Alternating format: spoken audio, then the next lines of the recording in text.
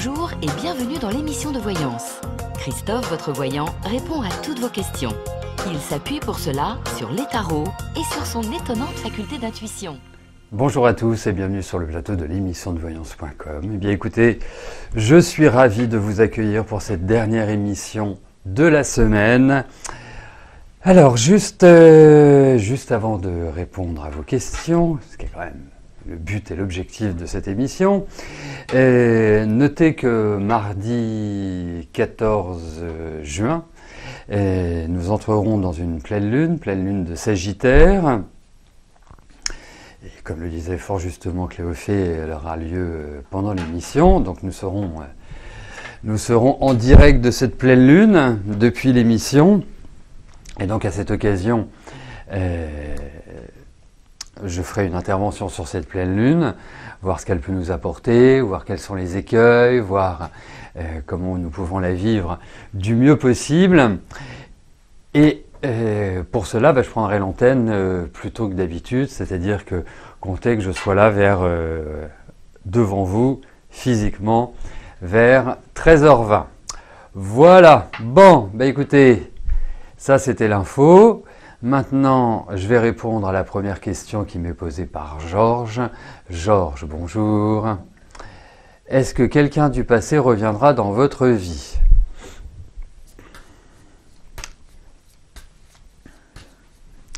Allez.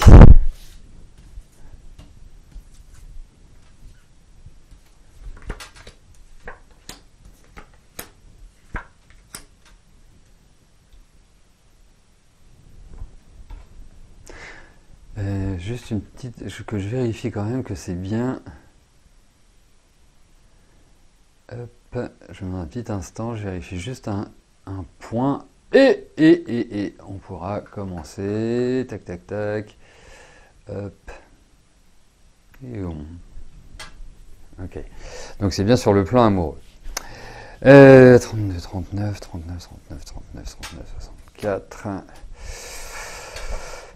Alors, je ne le caractériserai pas forcément de cette manière-là. C'est-à-dire que quelqu'un du passé ressurgit et que d'une certaine manière vous réentamiez une relation. En revanche, j'ai l'impression que vous allez entendre parler, ou en tout cas qu'il y a l'idée d'un contact avec quelqu'un qui était lié à votre passé. Ça, oh oui. Mais après une perspective par rapport à une femme que vous avez connue et qui revient et que vous renouiez avec elle.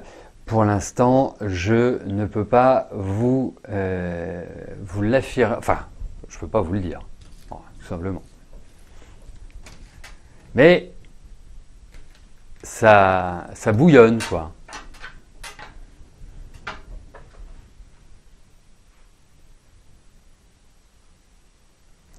Jocelyne, bonjour. Est-ce que je vois une éclaircie dans la vie de votre fils Laurent? Va-t-il faire une rencontre? Va-t-il pouvoir trouver un emploi dans le tourisme, comme il a fait pendant des années? D'accord. Bon, eh bien écoutez, aujourd'hui, on va s'attarder sur une rencontre, et puis ultérieurement, nous pourrons regarder pour son travail. Allez. Voyons pour votre fils sur le plan affectif.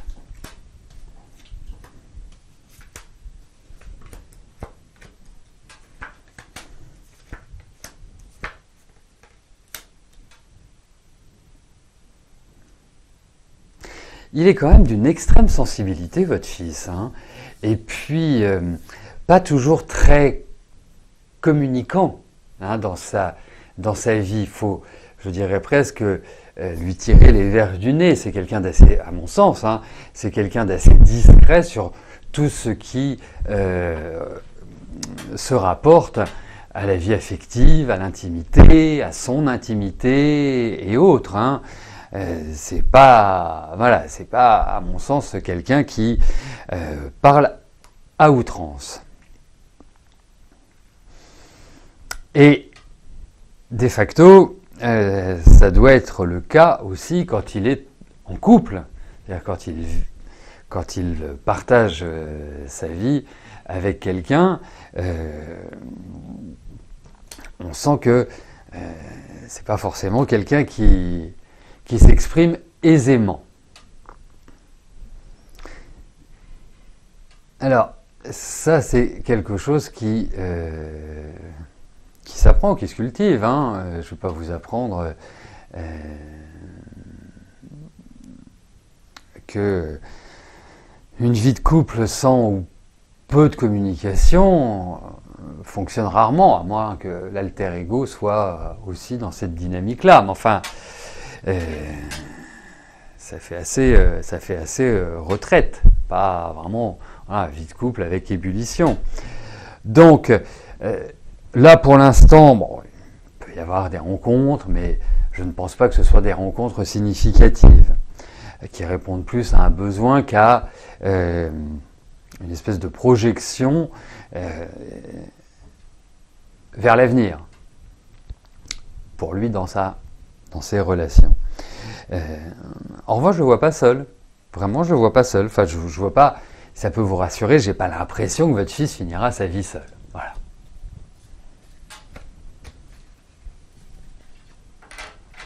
Mais bon, en tout cas, je dirais qu'il y a ce qu'il faut là pour que, voilà, il fasse une rencontre. Il n'y a pas de souci de ce côté-là. Après, est-ce que lui-même a vraiment envie de construire, a vraiment envie de faire des choses parce qu'il a besoin de l'autre malgré tout. C'est un point qui est important chez lui. C'est pas quelqu'un, vous voyez, c'est pas le solitaire qui ne réclame pas cela. Mais entre réclamer et avoir, ce sont deux choses différentes. Et puis, je pense que au vu de ces cartes, oui, même si c'est quelqu'un qui est assez réservé, c'est quelqu'un d'être extrêmement sensible. Et je pense que sa sensibilité a été réellement bousculée. Voilà.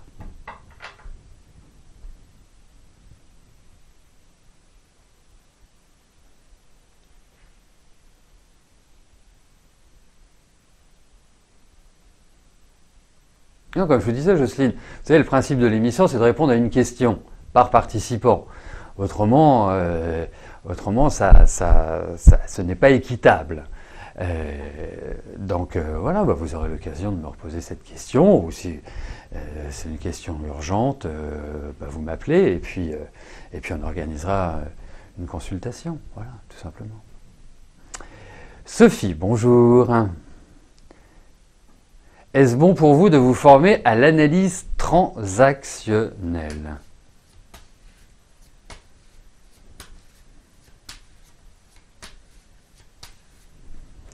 Allez, voyons pour cette formation bénéfique.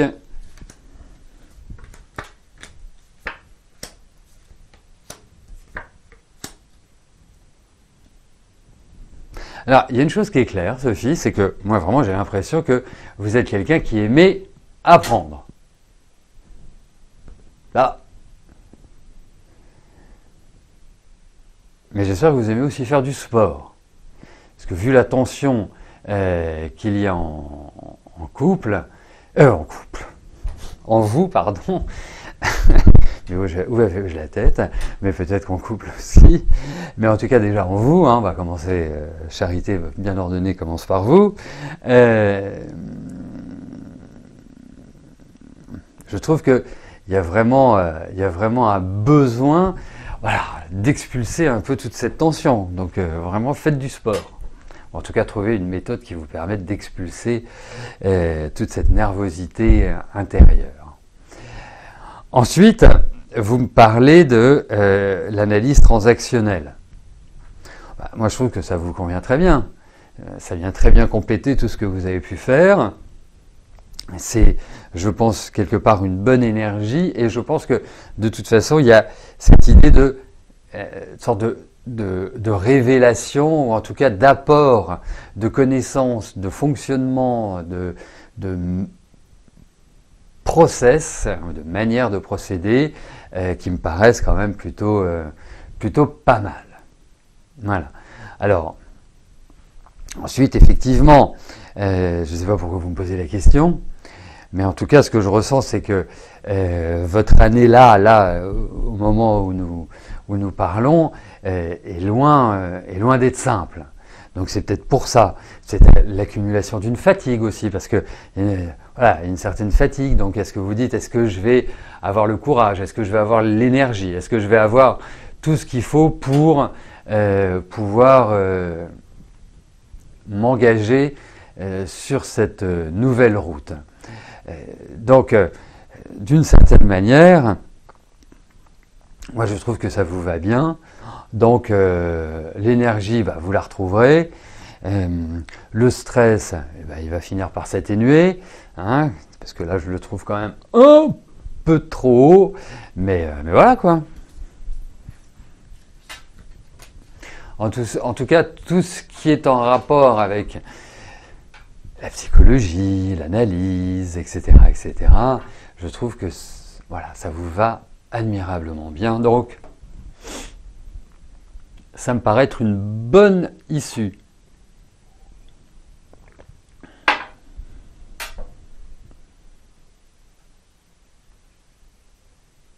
Mais rien que pour vous déjà, hein, sans parler d'une pratique, sans parler d'un professionnalisme, rien que pour vous, je pense que l'analyse transactionnelle peut vous faire beaucoup de bien. Anisa, bonjour. Comment je vois évoluer vos douleurs avec les semelles, de Sarah? Allez. Bon, voyons pour ces semelles, vont-elles vous procurer aisance?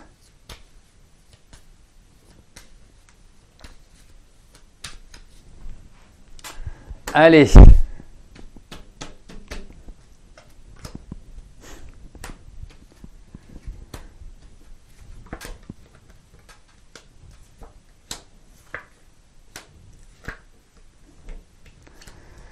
Ah, vous n'allez jamais en sortir hein, de ces... Vous n'allez jamais en sortir de vos problèmes de semelles. Hein. Parce que je pense que, oui, il y a une espèce d'amélioration qui va se profiler, mais je pense que vous n'êtes pas encore au bout de l'histoire et vous dire, ça y est, la solution est trouvée, la solution me permet d'être voilà, d'être tranquille.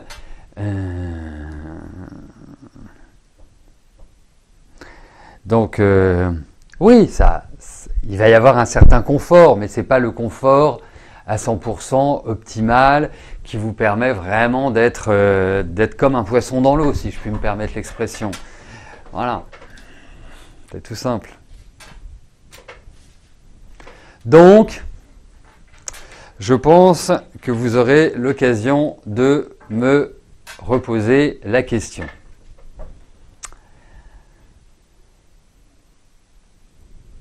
Sylvie, bonjour. Oups. La maison de votre sœur est mise en vente, va-t-elle se vendre rapidement? Elle attend une réponse de contre-proposition. Allez.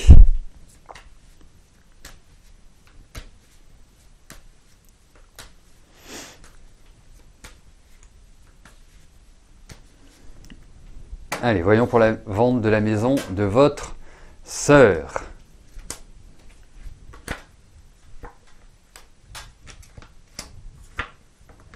Bon, il y a quand même quelque chose de compliqué. Hein. Je souhaite vraiment tout le contraire.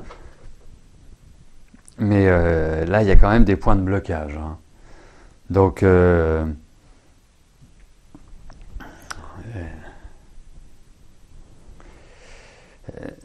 alors, au vu de ces cartes, je vous dirais que par rapport à l'acheteur actuel,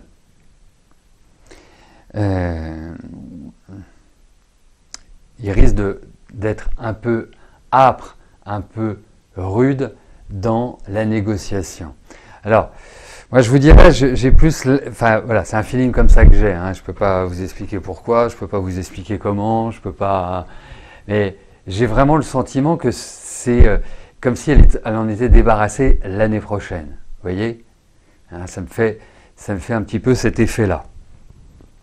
Mais là, après, vous savez, c'est toujours pareil. Hein, elle en veut 100, il en propose 70, elle en propose 85, il peut dire bah non, moi c'est 70, après votre sœur peut accepter ou refuser. Mais je trouve qu'à l'heure actuelle, et vraiment je souhaite pour votre sœur que ce ne soit pas le cas, mais à l'heure actuelle, ça paraît une proposition plutôt en inadéquation avec le prix d'origine, avec le prix demandé. Donc c'est pour ça que je me dis que ça m'a pas l'air d'être facile. Voilà. Et j'attends que vous me disiez, ça y est, elle est vendue à ceux qui doivent accepter la contre-proposition, mais ça, je suis pas sûr. Voilà, vous me direz.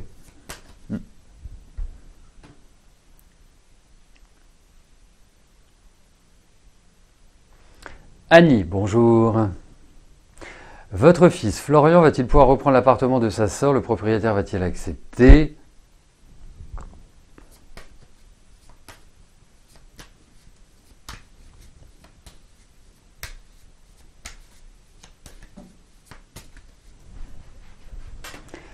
Allez, voyons.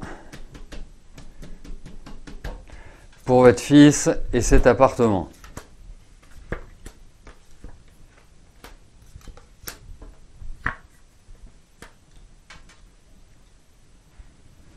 Alors, pour l'instant, ce qui ressort. Bon, déjà, il n'y a pas un non catégorique du genre, voilà, c'est pas possible, c'est pas possible. Donc ça veut dire que il y a toujours une ouverture. Ce qui ressort, c'est que, alors, je ne sais pas ce que fait votre fils Florian, est-ce qu'il a quel âge? 21 ans, il va avoir 21 ans, est-ce qu'il travaille, est-ce qu'il est étudiant, parce qu'il peut y avoir, deux choses, trois choses même. Soit, il y a une question de budget, première chose. Donc peut-être que le coût de l'appartement peut paraître élevé par rapport à ses revenus. Ça, c'est la première chose. La deuxième chose, c'est est-ce que le propriétaire n'a pas dans l'idée de vendre l'appartement? Vous voyez? De le libérer pour le vendre. Ça, c'est peut-être une option également. En revanche, ce que je vois, c'est qu'il y a vraiment cette idée de discussion, de négociation, d'ouverture. Alors, ce qui m'enquiquine un peu, c'est que j'ai pas de réponse. Je sais que c'est pas non direct, mais j'ai pas l'issue définitive de ce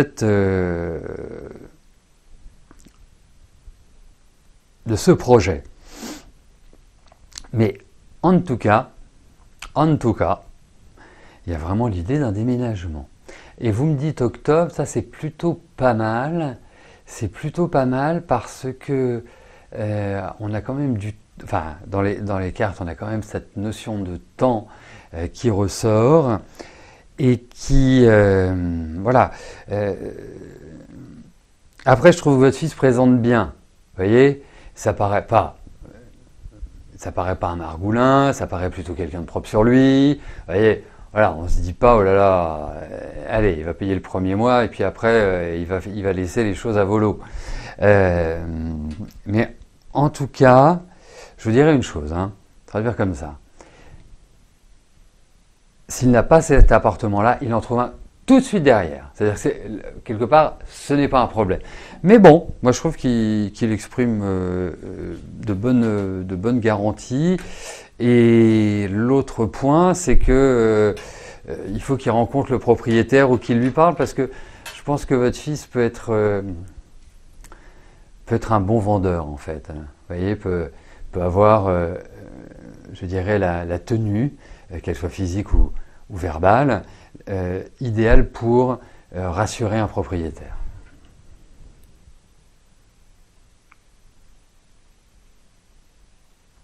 Joël, bonjour. Quel avenir sentimental je vous vois? Bon, alors j'imagine que c'est pour une rencontre.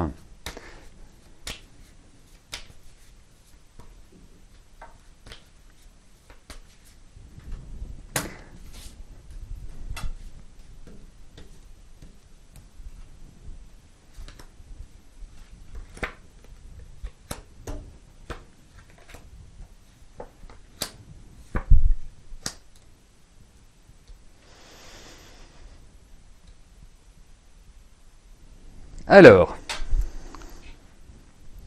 en tout cas, il y a de l'énergie, en tout cas, il y a de la volonté, en tout cas, il y a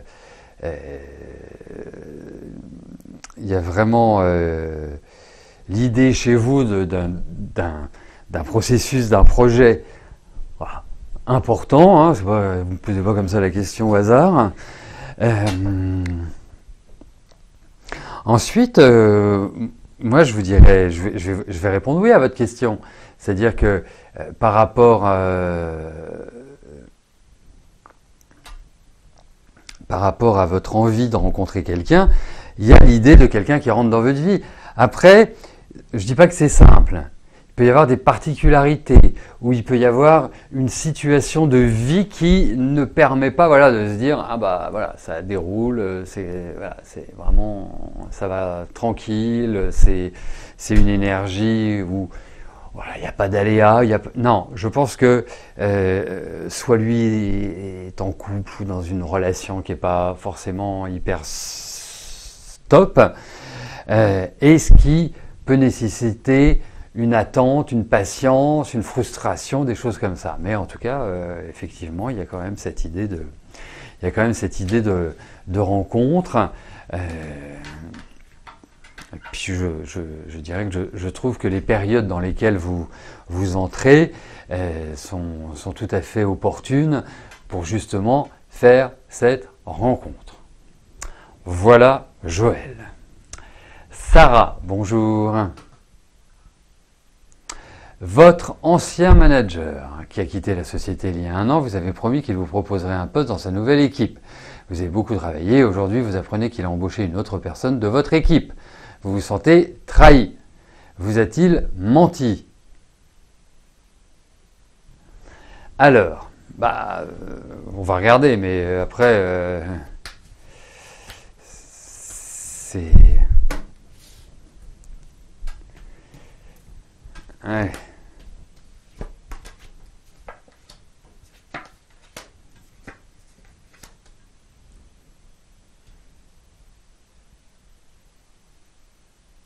Écoutez, vous avez un ancien manager qui est plutôt quelqu'un qui avance, qui vit sa vie, qui...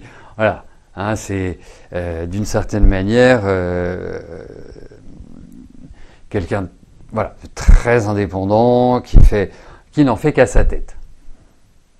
Et qui, nonobstant ce fait, est d'une ambition marquée. Très marquée, même. Alors... Et vous êtes, parce que là, qui est 86, et vous êtes de 90, d'accord. Bon, après, moi, je ne peux pas vous dire qu'il vous ait menti. Pourquoi? Parce que je ne peux pas dire que j'ai des cartes qui sont en ce sens. Ensuite, moi, je vous dirais une chose, c'est que si j'étais vous, moi, je l'appellerais, je le contacterais. Je lui dirais, voilà, manager, puisqu'on n'a pas son prénom, manager, je viens d'apprendre que tu avais ou que vous aviez, je ne sais pas si vous vous tutoyez ou vous voyez, que tu avais fait une proposition d'embauche à X. Est-ce que tu penses, est-ce que tu comptes me faire rejoindre ton équipe? Moi, je lui poserais directement la question, hein, je ne me poserais même pas la question 5 minutes. Hein. là c'est important pas que vous restiez à bouder dans votre coin, parce que effectivement ça pourrait être l'attitude, parce qu'on se dit oui quand même, il s'est foutu de ma tête. Mais non, moi quelque part je l'appellerais, je lui dirais écoute, voilà, je suis un peu surprise d'apprendre.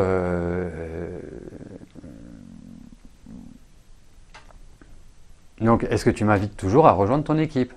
Oui, moi je lui exprimerais comme ça, en lui disant, voilà, c'est pas comme avant ton départ nous en avions parlé, je me suis senti un peu, un peu floué, un peu mis à l'écart. Vous voyez, essayez de trouver des mots qui soient plutôt en ce sens, parce que je suis pas complètement sûr qu'il vous ait oublié. Vous voyez, donc voilà. Mais surtout, vous savez. Vous êtes dans une période où, effectivement, par rapport à lui, il faut ce que j'appellerais une certaine patience.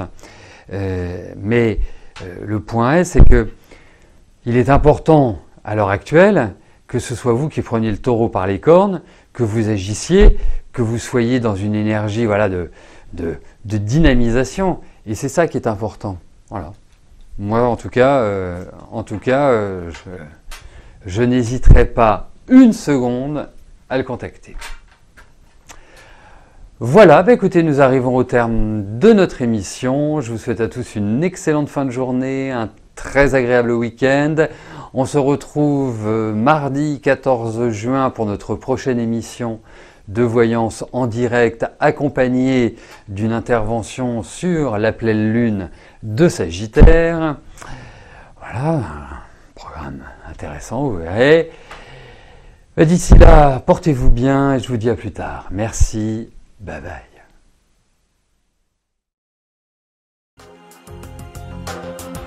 N'oubliez pas que du lundi au vendredi, à partir de 13h30, je réponds en direct à vos questions sur le site de l'émissiondevoyance.com et j'aborde avec vous tous les sujets qui vous tiennent à cœur.